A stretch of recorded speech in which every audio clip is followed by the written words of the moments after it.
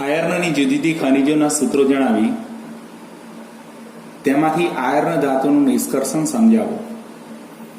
આયર્નની જુદી જુદી ખનિજો એમાં નંબર 1, આયર્નની મુખ્ય ખનિજ હિમેટાઇટ, જેને આપણે Fe2O3 વડે દર્શાવીએ છીએ. મેગ્નેટાઇટ, જે Fe3O4 વડે દર્શાવાય છે. આ ઉપરાંત સિડેરાઇટ, FeCO3 અને આયર્ન પાયરાઇટ્સ FeS2. આયર્નની આ મુખ્ય 4 ખનિજો છે: હિમેટાઇટ, મેગ્નેટાઇટ, સિડેરાઇટ અને આયર્ન પાયરાઇટ્સ. એમાં સૌથી વધુ અગત્યની ખનિજ હિમેટાઇટ છે કે જેની અંદરથી આપણે મોટા પાયા ઉપર લોખંડનું ઉત્પાદન કરીએ છીએ. પણ જો આપણી પાસે સિડેરાઇટ કે પછી આયર્ન પાયરાઇટ્સ જેવી ખનિજ હોય તો તેને પણ આપણે સૌપ્રથમ આયર્નના ઓક્સાઇડમાં રૂપાંતરિત કરીએ છીએ.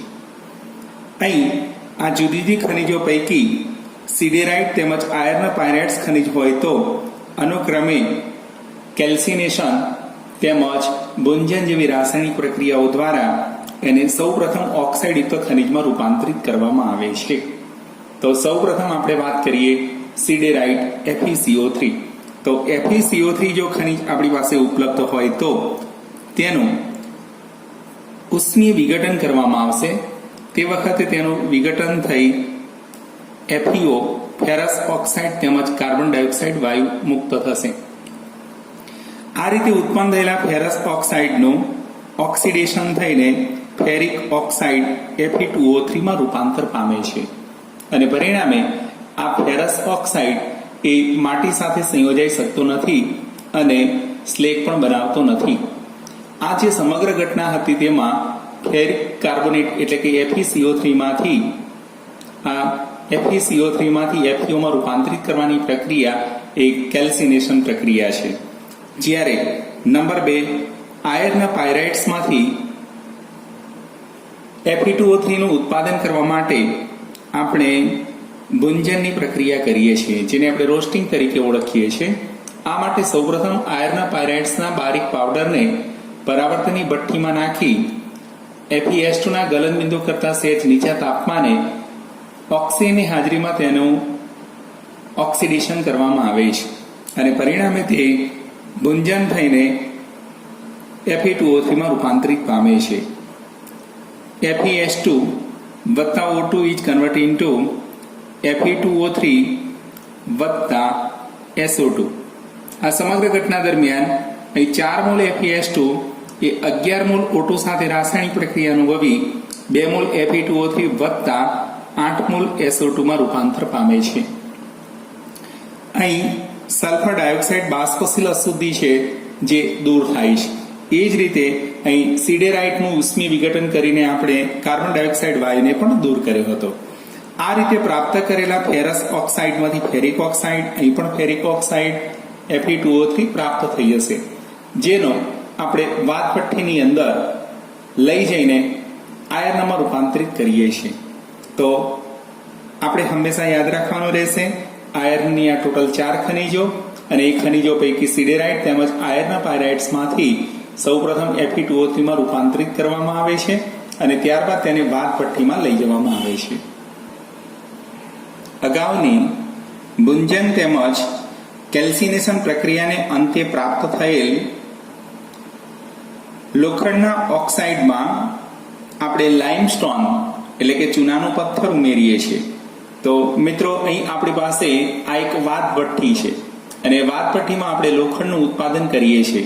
તે માટે અગાઉની પદ્ધતિ દ્વારા પ્રાપ્ત કરવામાં આવેલ કાચી ધાતુ કે જે લોખંડના ઓક્સાઇડ Fe2O3 સ્વરૂપે છે તેમાં લાઇમસ્ટોન તેમજ કોક એટલે કે કોલસો ઉમેરવામાં આવે છે. શરૂઆતમાં આપણે અહીં કોલસાનો બારીક પાવડર લઈએ છીએ અને ત્યારબાદ તેને શરૂઆતમાં વાતભઠ્ઠીની અંદર નાખીએ છીએ. નીચેની સાઈડેથી ખૂબ જ ગરમ હવા ઓક્સિજન વાયુ પસાર કરવામાં આવે છે. અહીં ગરમ હવાની ઉપસ્થિતિની અંદર કોક એટલે કે કોલસાનું દહન થવાને કારણે કાર્બન ડાયોક્સાઇડ ઉત્પાદિત થાય છે. જેમ કે અહીં કોલસો એટલે કે કાર્બન એનું ગરમ હવા એટલે કે ઓક્સિજનની હાજરીમાં દહન થવાને કારણે કાર્બન ડાયોક્સાઇડ વાયુ ઉત્પાદિત થાય છે. આ પ્રક્રિયા ઉષ્માક્ષેપક પ્રક્રિયા હોવાથી અહીં તાપમાન લગભગ 2170 કેલ્વિન જેટલું ઊંચું ચાલી જાય છે. આ સમગ્ર ઘટના દરમિયાન ઉષ્મા છૂટી પડે છે. આ ઉષ્મા વાતપટ્ટીમાં તાપમાન ઊંચું લઈ જવા માટે જવાબદાર છે. એ વાતપટ્ટીમાં નીચે તળિયાની સાઈડે 2170 કેલ્વિન જેટલું ઊંચું તાપમાન ચાલી જાય છે. ત્યારબાદ અહીં આ રીતે ઉત્પન્ન થયેલો કાર્બન ડાયોક્સાઇડ એ ઉપરની સાઈડે જતો હોય છે. તે વખતે ઉપરથી આવતા કોલસા સાથે એ ફરીથી રાસાયણિક પ્રક્રિયા અનુભવે છે અને અહીં કાર્બન સોલિડ અને કાર્બન ડાયોક્સાઇડ વચ્ચેની આ પ્રક્રિયા ઉષ્મા શોષક પ્રકારની છે અને પરિણામે તેમાંથી કાર્બન મોનોક્સાઇડ પ્રાપ્ત થાય છે.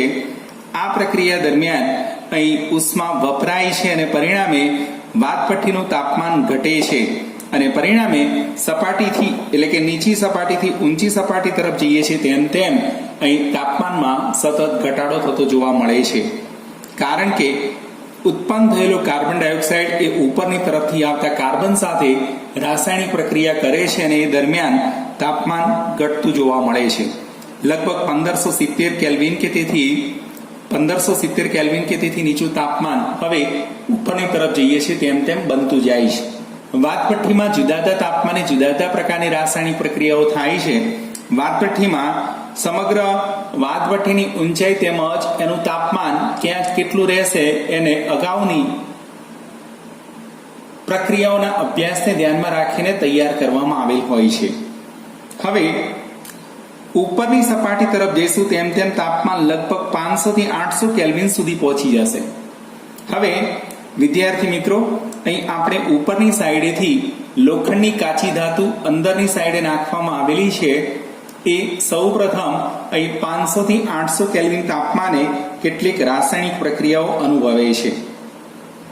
સૌપ્રથમ 500 થી 800 કેલ્વિન તાપમાને વાતપટ્ટીમાં થતી રાસાયણિક પ્રક્રિયાઓ નીચે મુજબ છે. તો 500 કેલ્વિન થી શરૂ કરી 800 કેલ્વિનના તાપમાનના ગાળા દરમિયાન વાતપટ્ટીમાં થતી રાસાયણિક પ્રક્રિયાઓ અહીં Fe2O3 નું કાર્બન મોનોક્સાઇડની ઉપસ્થિતિમાં Fe3O4 માં રૂપાંતર થાય છે અને કાર્બન ડાયોક્સાઇડ વાયુ મુક્ત થાય છે. મિત્રો ધ્યાન રાખજો, અહીં સૌપ્રથમ Fe2O3 કાર્બન મોનોક્સાઇડ સાથે રાસાયણિક પ્રક્રિયા અનુભવી Fe3O4 તેમજ કાર્બન ડાયોક્સાઇડમાં રૂપાંતરિત પામે છે. આ પ્રક્રિયામાં 3 mall Fe2O3 1 mall carbon monoxide સાથે રાસાયણિક પ્રક્રિયા અનુભવી 2 મોલ Fe3O4 તેમજ 1 મોલ કાર્બન ડાયોક્સાઇડ વાયુ ઉત્પન્ન કરે છે. આ રીતે ઉત્પન્ન થયેલા Fe3O4 નું કાર્બન મોનોક્સાઇડ વડે રિડક્શન થવાથી 3 મોલ આયર્ન અને 4 મોલ કાર્બન ડાયોક્સાઇડ પ્રાપ્ત થાય છે.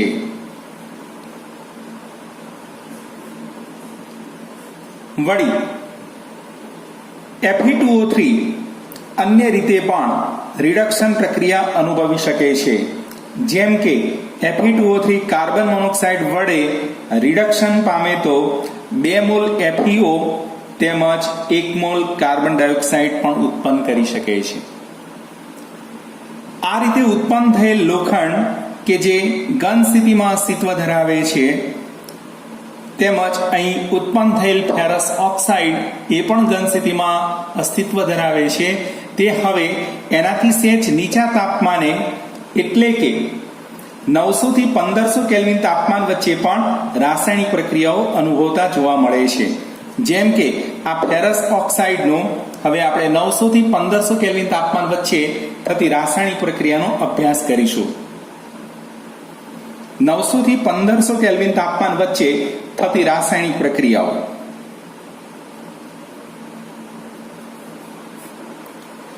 અહીં સૌ પ્રથમ કાર્બન જે હતો એટલે કે કોલસો એનું કાર્બન ડાયોક્સાઇડ વાયુ સાથે રાસાયણિક પ્રક્રિયા થઈ કાર્બન મોનોક્સાઇડ ગેસ ઉત્પન્ન થાય છે. આ એક રાસાયણિક પ્રક્રિયા પણ 900 કેલ્વિન થી 1500 કેલ્વિન તાપમાન ગાળા દરમિયાન જોવા મળે છે. આ રીતે ઉત્પન્ન થયેલ કાર્બન મોનોક્સાઇડ એ અગાઉની પ્રક્રિયા દ્વારા ઉત્પન્ન થયેલ FeO સાથે રાસાયણિક પ્રક્રિયા અનુભવી શકે છે. તો FeO વત્તા carbon monoxide is converted into iron અને કાર્બન ડાયોક્સાઇડ મુક્ત થાય છે. વળી 500 થી 800 કેલ્વિન તાપમાનના ગાળા દરમિયાન લાઇમસ્ટોન, જેને આપણે ચૂનાનો પથ્થર તરીકે ઓળખીએ છીએ, એનું ઉષ્મીય વિઘટન થવાને કારણે તેમાંથી કેલ્શિયમ ઓક્સાઇડ તેમજ કાર્બન ડાયોક્સાઇડ વાયુ પણ ઉત્પાદિત થાય છે. આ રીતે ઉત્પન્ન થયેલ કેલ્શિયમ ઓક્સાઇડ અહીં 900 થી 1500 કેલ્વિન તાપમાનના ગાળા દરમિયાન SiO2 સાથે રાસાયણિક પ્રક્રિયા અનુભવે છે અને પરિણામે તે સ્લેગમાં રૂપાંતરિત પામે છે. કેલ્શિયમ ઓક્સાઇડ વત્તા SiO2 is convert into calcium silicate CaSiO3, જેને આપણે સ્લેગ તરીકે ઓળખીએ છીએ. આ ઉત્પન્ન થયેલ સ્લેગ અહીં વાતભઠ્ઠીની બિલકુલ નીચેની સપાટીએ જે લોખંડ પીગલિત અવસ્થામાં છે એની ઉપરની પૃષ્ઠ સપાટી ઉપર અહીં ઉપરની સપાટી ઉપર પીગલિત સ્લેગ તરતું રહે છે. અહીં સ્લેગનો ભાગ છે, આ ભાગ ઉપર સ્લેગ હશે અને અહીં નીચેની સપાટી ઉપર પીગલિત લોખંડ હશે. લોખંડની સપાટી ઉપર રહેલું આવું સ્લેગ એ આ ગરમ હવાને આ પીગલિત લોખંડના સંપર્કમાં આવતું અટકાવે છે અને પરિણામે અહીં પ્રાપ્ત થયેલું લોખંડ હવે તેના ઓક્સાઇડમાં રૂપાંતરિત પામી શકતું નથી અને આ રીતે પ્રાપ્ત થયેલા લોખંડને આપણે વાતભઠ્ઠીમાં નીચેના ભાગેથી કાઢી લઈએ છીએ. અહીંથી આપણે પીગલિત લોખંડને ઘન સ્થિતિની અંદર બીજા પાત્રમાં એકત્રિત કરી શકીએ છીએ. લગભગ 2000 કેલ્વિન તાપમાનની આસપાસ અહીં લોખંડ જે કંઈ પણ સોલિડ હતું તે લિક્વિડ ફોર્મમાં ફેરવાઈ ચૂકેલું હોય છે.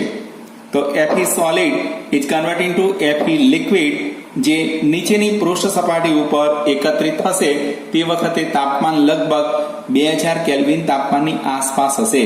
આ પીગલિત લોખંડની પૃષ્ઠ સપાટી ઉપર અહીં સ્લેગ તરતો રહે છે. કેલ્શિયમ સિલિકેટ એ પ્રવાહીકૃત લોખંડની સપાટી ઉપર તરતો રહે છે. આ રીતે પ્રાપ્ત કરવામાં આવેલું જે લોખંડ છે, આ રીતે પ્રાપ્ત કરવામાં આવેલું લોખંડ કે જે વાતભઠ્ઠીમાંથી મેળવવામાં આવેલું હોય છે તેમાં 4% જેટલા કાર્બનની અશુદ્ધિ જોવા મળે છે. લગભગ 4% જેટલો કાર્બન તેની અંદર અશુદ્ધિના ભાગ સ્વરૂપે હોય છે. જે અગાઉ આપણે વાતભઠ્ઠીમાં ઉપરની સાઈડેથી જે કાર્બન નાખીએ છીએ એટલે કે કોલસો નાખીએ છીએ એમાંથી 4% જેટલો કાર્બન અહીં આ પીગલિત લોખંડની અંદર પડેલો હોય છે. આ ઉપરાંત અન્ય તત્વોની પણ અશુદ્ધિ તેમાં રહેલી હોય છે. અહીં 4% કાર્બનની અશુદ્ધિ એ પીગલિત લોખંડની અંદર ઉપલબ્ધ હશે. વળી આ ઉપરાંત તેમાં સલ્ફર, ફોસ્ફરસ, સિલિકોન તેમજ મેંગેનીઝ જેવા અન્ય તત્વોની અશુદ્ધિ પણ રહેલી હોય છે અને આ રીતે પ્રાપ્ત થતું આ જે લોખંડ છે એ લોખંડને આપણે કાચું લોખંડ તરીકે ઓળખાવી શકીએ છીએ. જેને આ પ્રકારના લોખંડને આપણે કાચા લોખંડ તરીકે ઓળખાવી શકીએ છીએ. આ જે લોખંડ પ્રાપ્ત થશે કે જે ઘન સ્થિતિમાં ફેરવી દેવાના છીએ એ કાચું લોખંડ તરીકે ઓળખવામાં આવે છે. અને કાચું લોખંડ એ આપણે અહીં જે કાચું લોખંડ આપણને પ્રાપ્ત થવાનું છે તેનો ઉપયોગ આપણે જુદા જુદા આકારમાં ઢાળી શકીએ છીએ. આ રીતે પ્રાપ્ત થતા કાચા લોખંડમાં આપણે લોખંડનો ભંગાર નાખીને, લોખંડનો ભંગાર એટલે કે કાટ નાખીને Fe2O3 નાખી Fe3O4 નાખીને કે Fe2O3 નાખીને એને આપણે પીગાળીને ગરમ કરીએ છીએ ત્યારે તેનું કાર્બનનું પ્રમાણ ઘટીને લગભગ 3% જેટલું પ્રાપ્ત થાય છે, જે સખત અને બરડ હોય છે. સૌપ્રથમ કાચા લોખંડમાં લોખંડનો ભંગાર નાખી ગરમ કરવામાં આવે છે. ગરમ કરો અને એવું કરતા અહીં આમાં રહેલ 4% જે કાર્બનની અશુદ્ધિ હતી તેમાંનો કેટલોક કાર્બન અહીં લોખંડના ભંગારમાં રહેલા ઓક્સાઇડ વડે ઓક્સિડેશન પ્રક્રિયા અનુભવતા કાર્બન મોનોક્સાઇડ કે કાર્બન ડાયોક્સાઇડ સ્વરૂપે દૂર થશે અને પરિણામે અહીં 3% કાર્બનની અશુદ્ધિ ધરાવતું લોખંડ આપણને પ્રાપ્ત થશે, જે આપણે બરતર લોખંડ તરીકે ઓળખીએ છીએ. એ બરતર લોખંડ છે અને બરતર લોખંડની અંદરથી આપણે ગળતર લોખંડ પણ બનાવી શકીએ છીએ. તે કરવા માટે હિમેટાઇટ જળાવેલી પરાવર્તની ભઠ્ઠીમાં એનું ઓક્સિડેશન કરવામાં આવે છે અને પરિણામે વધારાનો જે કાર્બન હતો એ કાર્બન મોનોક્સાઇડ સ્વરૂપે દૂર થાય છે. અહીં આ બરતર લોખંડને Fe2O3 નું આવરણ ચડાવેલ પરાવર્તની ભઠ્ઠીમાં ગરમ કરવામાં આવે છે. પરિણામે Fe2O3 એમાં એની સાથે આ વધારાનો જે કાર્બન હતો એ કાર્બન તેની સાથે રાસાયણિક પ્રક્રિયા અનુભવી લોખંડમાં રૂપાંતરિત પામે છે, તેમજ કાર્બન મોનોક્સાઇડમાં રૂપાંતરિત થાય છે. આ પ્રક્રિયા દરમિયાન 2 મોલ Fe વત્તા 3 મોલ કાર્બન મોનોક્સાઇડ બને છે. અહીં લોખંડમાં રહેલ કાર્બનની અશુદ્ધિ જે 3% જેટલી હતી તેનાથી ઘટીને લગભગ 2%ની આસપાસ પહોંચે છે. આ રીતે પ્રાપ્ત થતું લોખંડ એ દબનીય લોખંડ તરીકે ઓળખાવી શકાય છે. અહીં દબનીય લોખંડ આપણે મેળવી શક્યા. હવે લોખંડના જુદા જુદા ઉપયોગો આપણે સમજીશું.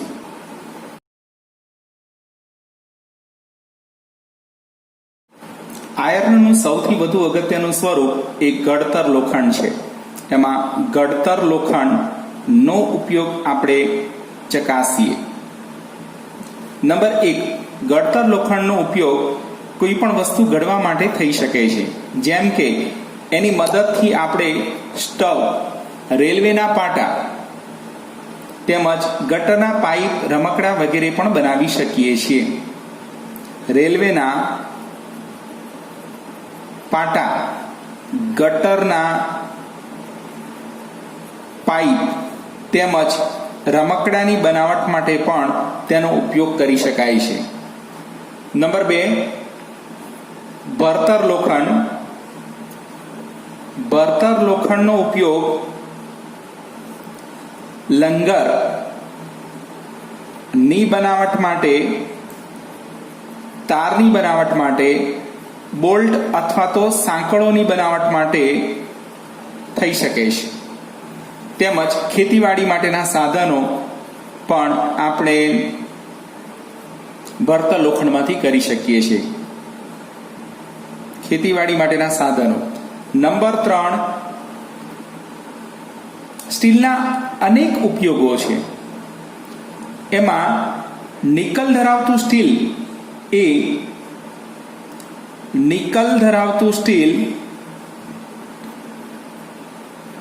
એ ઓટોમોબાઈલ,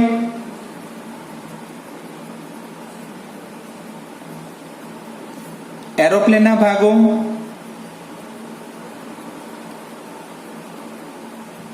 લોલકો, લેઝર ટેપની બનાવટ માટે તેનો ઉપયોગ થઈ શકે છે. માપવા માટેની ટેપ બનાવવા માટે ઉપયોગી છે.